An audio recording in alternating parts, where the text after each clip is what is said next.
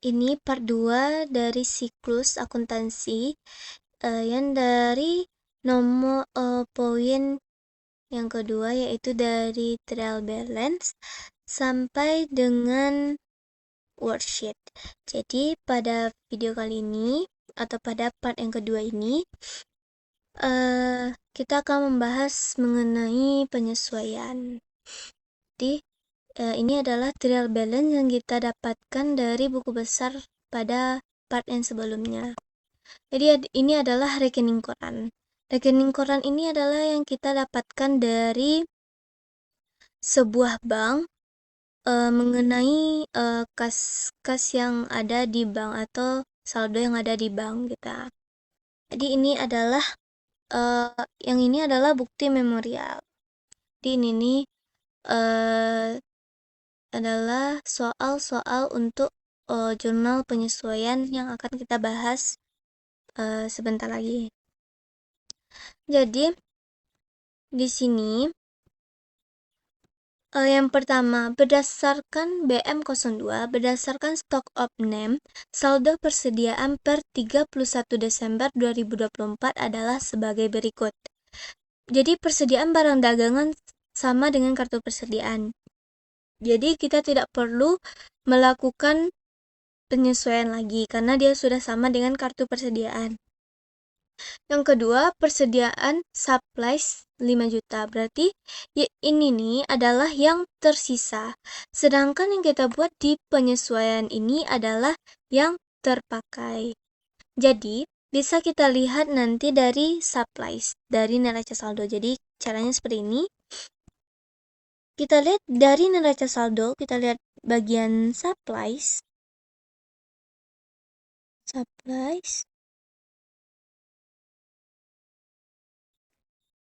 Supplies kita 10.800 ya. Kita kurangi dengan yang soalnya tadi berapa? Soalnya 5 juta. Kita kurang 5 juta, jadinya dapat 5.800.000. Kalau kita gini kan ya. Dapat 5.800.000. Jadi jurnalnya adalah karena kita telah memakai sebuah perlengkapan, jadi mengakibatkan kita sudah mengakibatkan bertambahnya beban perlengkapan karena sudah kita pakai. Jadi untuk kolom di debitnya adalah supplies expense.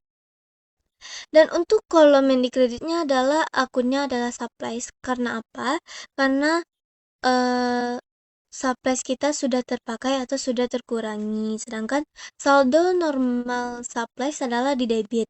Karena kita sudah pakai jadi sudah berkurang, jadi letaknya di kredit. Jadi totalnya 5.800.000. Gitu caranya untuk BM yang 02. Untuk BM03 disusutkan peralatan sebesar 5% dari harga perolehan. Jadi kita bisa lihat dari trial balance juga, caranya seperti ini. Kita pergi ke trial balance, lalu tadi soalnya mengenai disusutkan peralatan. Kita cari peralatan. Peralatan adalah equipment. Kita cari equipment. Lalu kita kali dengan 5%. Kita kali dengan 5% ya. Dapat dia ini. Dapat dia 2.499.000. Dan jurnalnya adalah depreciation expense equipment karena dia sudah terpakai, sudah kita jadikan sebagai beban, maka dia kolom di debitnya adalah depreciation expense equipment. Jadi kolomnya di debit, bertambahnya di debit karena emang saldonya bertambah, saldo normalnya adalah di debit. Dan yang kedua akumulasi depreciation equipment karena kita melakukan penyusutan sehingga menambah akumulasi. sehingga akumulasi itu bertambah di kredit. Jadi menambahkan akumulasi. Jadi kayak gitu caranya untuk melakukan penyusutan. Cuma untuk BM04, sewa dibayar di muka untuk 1 tahun dibayar 1 Oktober 2023. Jadi kita lihat di trial balance terlebih dahulu. Di sini prepaid rent-nya atau sewa dibayar di mukanya sebesar 12 juta untuk 1 tahun. Jadi berarti per bulannya 1 juta karena ini untuk 1 tahun. Jadi 12 juta dibagi 12 bulan jadi 1 bulan 1 juta. Sudah dibayar 1 Oktober. Jadi kita mulai hitung dari bulan Oktober karena 1 Oktober itu masih di bulan awal. Jadi kita hitung dari Oktober. Jadi Oktober ke Desember adalah sebanyak Oktober, November, dan Desember. Jadi ada 3 bulan. Jadi di 3 juta ini adalah dari 3 juta dikali 1 juta. Karena per bulannya adalah 1 juta. Sehingga 3 dikali 1 juta mendapatkan 3 juta. Untuk jurnalnya atau akunnya adalah yang pertama rent expense karena dia sudah terpakai dan sudah kita jadikan beban. Makanya di sini di debit ada rent expense dan ini saldo normalnya di debit sehingga bertambahnya di debit. Yang selanjutnya jurnalnya adalah prepaid rent karena kita sudah memakai jadi mengakibatkan prepaid rent kita berkurang. Prepaid rent saldo normalnya adalah di debit karena dia berkurang, berarti dia kita letakkan di sebelah kredit. Gitu aja. Ini kita bahas BM05. Di neraca saldo piutang dagang sebesar 35.378.000, penyisihan piutang tak tertagih sebesar 500.000. Di akhir bulan ditaksir kerugian sebesar 5% dari piutang dagang. Jadi caranya seperti ini. Kita cari dulu berapa sih cadangan kerugian piutangnya. Lalu kita lihat di trial balance. Akun resevable kita senilai segini. Kita kalikan dengan persentase taksiran kerugian piutang kita. Kita kali dengan 5%. Kali dengan 5%. Sehingga kita mendapatkan nilainya 1.768.900. Karena pada trial balance awal kita sudah memiliki sebanyak 500.000, maka untuk itu kita cukup menguranginya saja dengan 500.000. Jadi caranya ini kita kurang dengan 500.000 yang ada di trial balance. Dapatlah kita 1.268.900. Jadi yang kita buat nominalnya adalah yang ini. Jadi setelah dapat nominal ini yang kita cari tadi, untuk jurnalnya, untuk akun-akunnya, yang pertama bad debt expense. Kenapa bad debt expense? Karena kita sudah menjadikan ini nih beban kerugian piutang. Jadi bad debt expense saldo normalnya di debit. Jadi dia kalau bertambah dia akan di debit. Jadi jurnal yang keduanya adalah allowance for doubtful debt, yaitu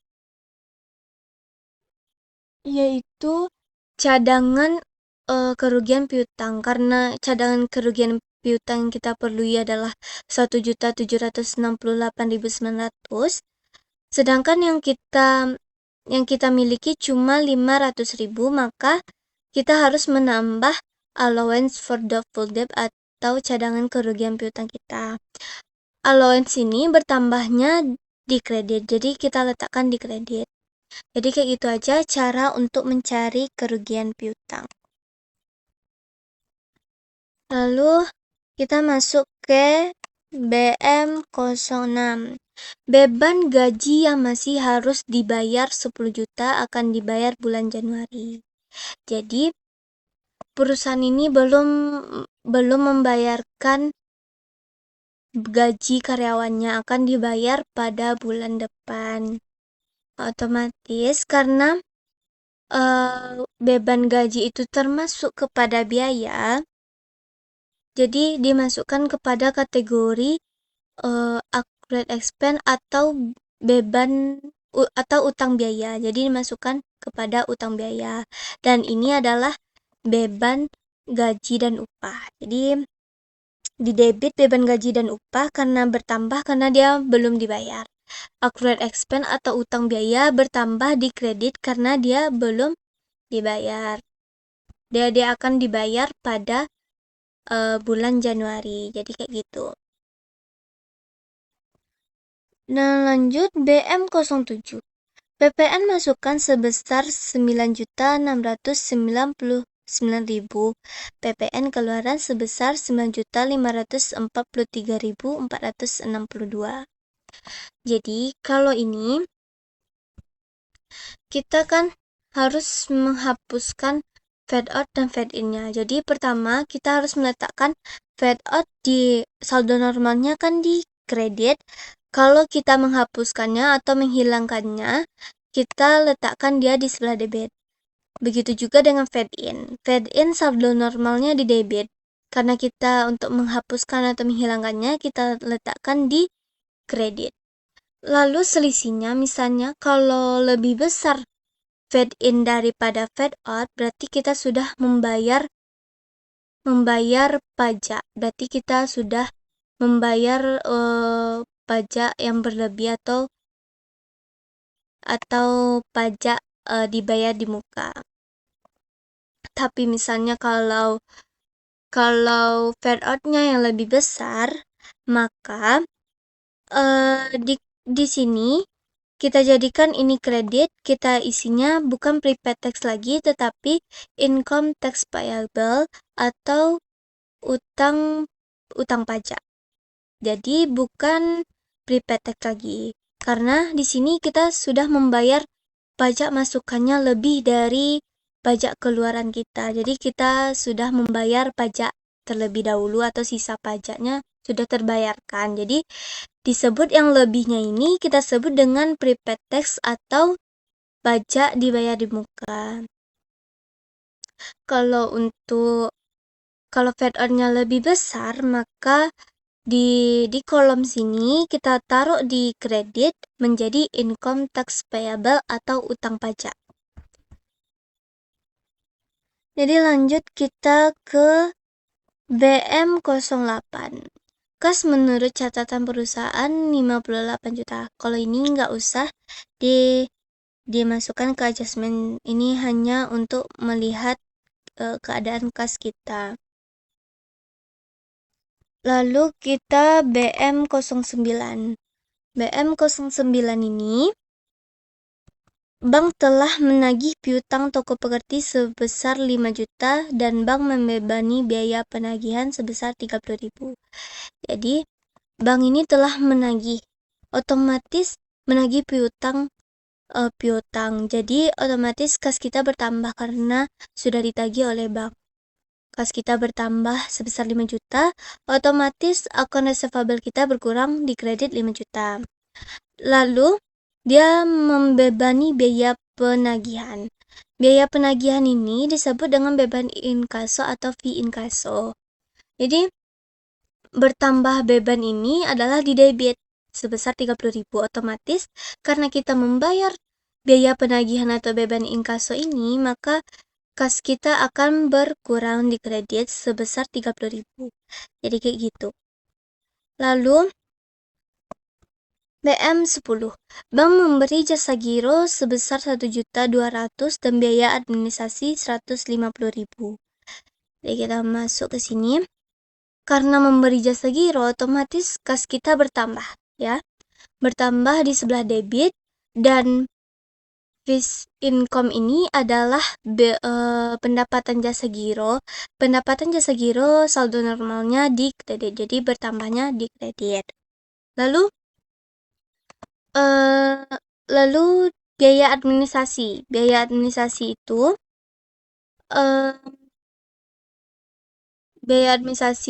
letaknya di debit. 150.000 kita buat 150.000 karena kita membayar biaya administrasi, lalu berkurang kas kita di sebelah kredit sebesar 150.000. Lalu kita masuk ke BM11. Cek yang diterima UD Chelsea Beresper pada tanggal 15 Desember 2024 dari toko Havana sebesar 5 juta. Ternyata tidak ada dananya. Jika tidak ada dananya ini, pada perusahaan kita sudah mencatat. Berarti kita harus melakukan penyesuaian. Otomatis kita harus mengurangkan akun menambahkan atau membalikkan akun receivable yang telah kita kurangi sebelumnya.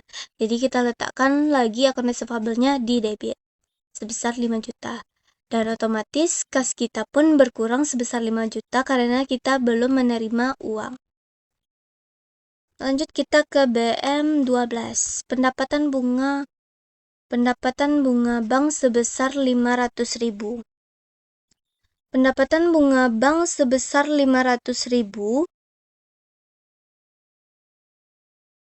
Pendapatan bunga bank sebesar 500.000. BM12, pendapatan bunga bank sebesar 500.000. Jadi, kita mendapatkan bunga bank sehingga kas kita bertambah sebesar 500.000 dan pendapatan bunga kita bertambah di kredit sebesar 500.000. Jadi kayak gitu untuk penyesuaian. Setelah kita membuat seluruh jurnal penyesuaian, maka jangan pernah lupa untuk memposting ke buku besar umum. Setelah diposting, jangan juga lupa untuk mengisi ref ini. Karena dengan nomor akun, karena ini menandakan kita sudah memposting dia ke buku besar. Agar tidak terjadi kesalahan atau agar tidak 2 kali kita memposting. Jadi kayak itu ya teman-teman, jangan pernah dilupakan untuk mengisi bagian ini dan jangan lupa memposting ke buku besar. Lalu kita membuat worksheet.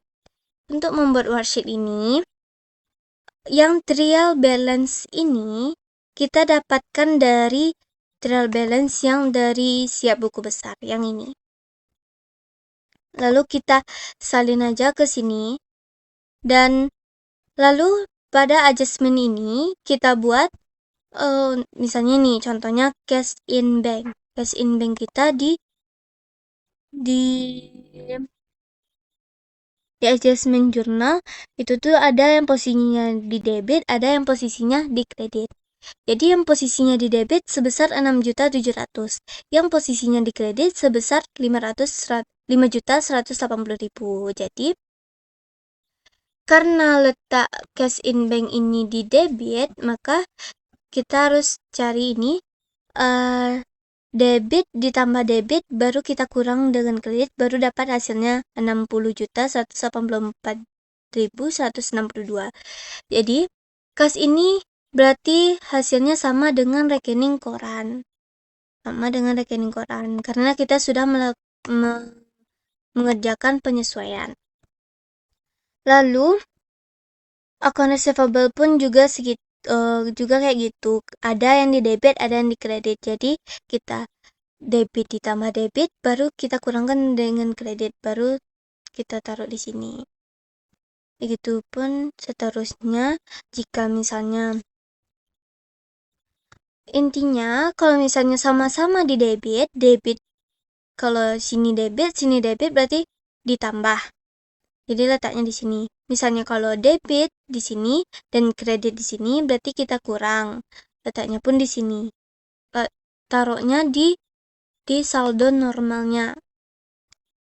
Lalu kita buat pokoknya ini yang di trial balance, adjustment sama neraca setelah adjustment ini harus balance antara debit dan kreditnya. Lalu kita masuk ke income statement, yaitu isinya adalah pada kolom kredit ini isinya adalah dari poin nomor 4, tapi kecuali poin nomor 4 itu kecuali yang sales, dan poin yang ke-5, 6, serta nomor 9. Jadi poin yang di sini 4 kecuali sales, 5, 6, dan 9. Sedangkan yang di kolom kredit ini isinya adalah sales, poin nomor 8. Isinya cuma 2, sales dan poin nomor 8. Jadi kita tinggal mindahkan saja dari poin yang sales diskon, kita pindahkan cost of goods sold, sales return, beban-beban, dan beban non usaha seperti nomor akun yang 9 ini beban non usaha. Jadi kita buat ke sini. Yang bagian kredit pun juga kita pindahkan saja. Jadi intinya untuk di income statement ini, di kolom debitnya adalah akun yang bernomor 4, tapi yang kecuali sales, 5, dan 6, dan 9. Sedangkan di kolom kredit, itu adalah 4 yang sales, dan 8. Jadi, kita jumlahkan kedua ini, kita jumlahkan kolom debit, kita jumlahkan kolom kredit. Ini memang hasilnya yang pertamanya tidak sama ya teman-teman, tidak sama. Kita cari dulu, kita masukkan dulu yang balance ini atau neraca. Ini balance sheet ya teman-teman. Jadi kita pindahkan yang kecuali yang ada di income statement ini, kita masukkan semuanya. Yang tidak ada di sini kita masukkan ke balance sheet atau neraca. Jadi kita masukkan ke sini semuanya, kita jumlahkan juga sama kayak di debit income statement, sama ini nomor akunnya yang di debit ini nomor akun yang pertama yang drawing, N3 yang drawing, serta ya itu aja sih teman-teman yang nomor akun yang pertama. Untuk yang keduanya itu yang seperti allowance, akumulasi, nomor akun yang kedua, nomor akun ketiga. Jadi itu kita tambahkan teman-teman, kita tambahkan ke sini. Yang di kolom debit kita tambahkan, yang kolom kredit kita tambahkan, dapat hasilnya segini. Jadi untuk mencari apakah kita laba atau rugi, kita cukup sepertinya kayak gini. Aku hapus dulu ya teman-teman agar bisa dipahami.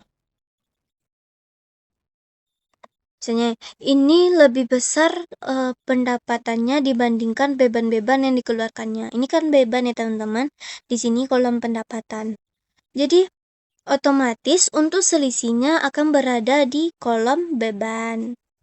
Kita buat ini dikurang dengan ini. Ya. Jadi dapat segini. Untuk yang ini juga di sini lebih banyak aset dibandingkan utang. Ya teman-teman. Jadi kita letakkan dia di sini, ini dikurang dengan yang ini. Hasilnya kan sama teman-teman ya. Kalau misalnya dia menutup barisan, ini menutup barisan ya teman-teman ya. Ini berarti kita mendapatkan laba atau profit. Tapi misalnya kalau di sini letak angka ini di sini dan ini di sini, atau dia mengapit ini teman-teman, berarti itu kita mengalami kerugian teman-teman atau loss. Jadi kalau dia menutup barisan berarti dia mendapatkan profit. Jadi kita di bawah ini kita tinggal tambahkan saja teman-teman. Kita tambahkan saja ini. Lalu ini kita pindahkan saja. Yaitu jadi hasilnya terakhirnya harus sama ya teman-teman ya. Dan labanya pun juga harus kita dapatkan harus sama juga di sini teman, antara income statement dengan balance sheet. Jadi kita harus sama selisihnya, teman-teman. Jadi kayak gitu cara membuat worksheet. Itu saja ya, teman-teman. Jadi intinya di income statement